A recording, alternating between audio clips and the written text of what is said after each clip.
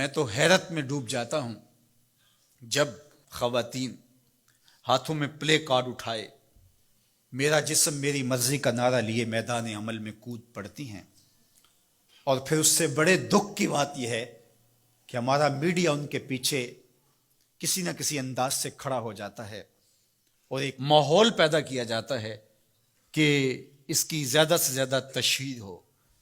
میرا معاشرہ، میرا دین، میری مشرقی روایات، میرا کلچر، میرا تمدن، میری تہذیب اس کی حمایت نہیں کرتا۔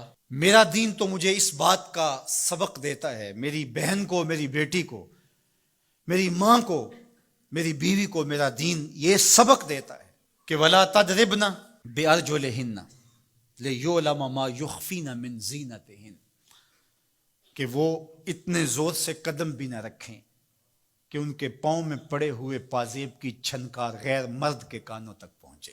جو اسلام اپنی شہزادیوں کے پاؤں میں پڑے ہوئے پازیب کی جھنکار بھی غیر مرد تک جانے سے روکتا ہے، تو کیسے گوارا کیا جا سکے کہ ٹھمکے لگا کے عورتیں ہاتھوں میں پلے کارڈ اٹھائے بلند آواز سے نعرے لگا رہی ہوں اور جو ہے وہ دھمک دھمک کر کے جو ہے وہ اپنے حقوق مانگ رہی ہو۔ تم حقوق کس سے مانگتے ہو؟ محمد عربی نے تمہیں 14 صدیاں قبل حقوق دیے، اور اگر تم اسلام کو نہیں مانتی اور اسلام کے ضابطوں سے انحراف کرتی ہو تو تمہیں میں ایک نقشہ ماضی کا دکھانا چاہتا ہوں کہ تمہارے وجود کو بھی گوارا نہیں کیا جاتا تھا۔ اٹھا کر کے سسکتی بچی کو زندہ درگور کر دیا جاتا تھا۔ بھائی اس لیے کاٹ دیتا تھا کہ کل کوئی میرا بہنوئی نہ کہلائے۔ عکاس کے میلے میں بیٹوں کے ہاتھوں مائیں فروخت نہیں ہوئی؟ تذلیل کا اور کیا روپ تھا جو عورت نے نہیں دیکھا تھا؟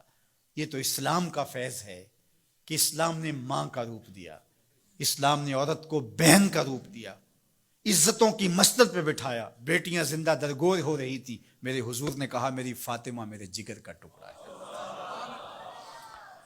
اس کو بتایا کہ تو تکریم کی جگہ پہ ہے، تو عزت کے مقام پہ ہے، اور حضور علیہ السلام سے سیدہ ملنے آتی، حضور اٹھ کے استقبال کرتے۔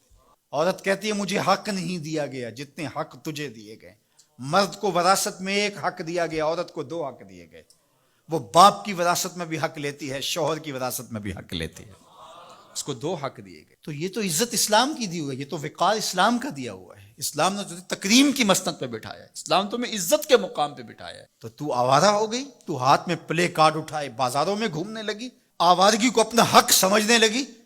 یہ تو نقص تھا، یہ تو جاہلیت کے زمانے کی عورتوں کا مزاج تھا۔ تجھے تو یہ کہا گیا فَلَا تَخْضَعْنَ بِالْقَوْلِ فَيَطْمَعَ الَّذِي فِي قَلْبِهِ مَرَضٌ، کہا کہ جب دروازے پہ دستک ہو یا تو فون اٹھا لے، مجبوری ہو کسی غیر مرد سے تجھے بات کرنا، تو تجھے میرا دین کہتا ہے اپنی آواز میں لوچ نہ پیدا ہونے دینا، آواز کو تھوڑا سا کرخت کر دینا، دل کا کوئی روگی تیری آواز کی نرمی سے کوئی اور معنی نہ نکال لے۔ تو اتنی پاک اور پردے دار ہے کہ تیرے بارے میں خیال بھی پاک رہنے چاہیے۔ تجھے دیکھ کے مرد کو ادب سے نظریں جھکانے کا حکم دیا گیا ہے۔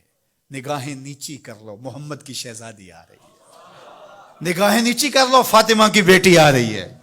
نگاہیں نیچی کر لو، عائشہ کی بیٹی آ رہی ہے۔ تو عزت کے مقام پہ بٹھائی گئی، تو کس نے تجھے آوارہ کر دیا؟ کس نے تجھے بدچلن کر دیا؟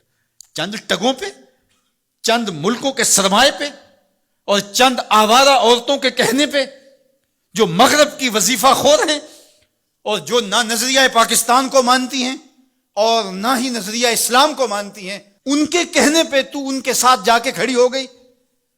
پلٹا واپس، تیری راہیں تیرا دین دیکھ رہا ہے۔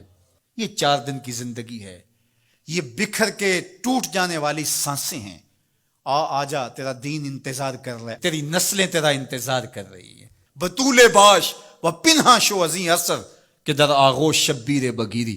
اقبال نے کہا بہن بطول بن جا اور زمانے کی نگاہوں سے پوشیدہ ہو جا، پھر تیری آغوش میں بھی حسین کے جانشین پیدا ہوں گے۔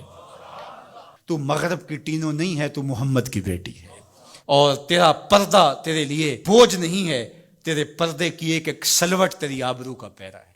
تیرا برقع تیری عظمتوں کا نشان ہے۔ جب تو برقعے میں سمٹ کر، جب تو شرعی پردے کے ساتھ ڈھیلا لباس پہن کے گھر سے کسی کام سے مجبوراً نکلتی ہے تو فرشتے بھی ادب سے سر جھکا لیتے ہیں.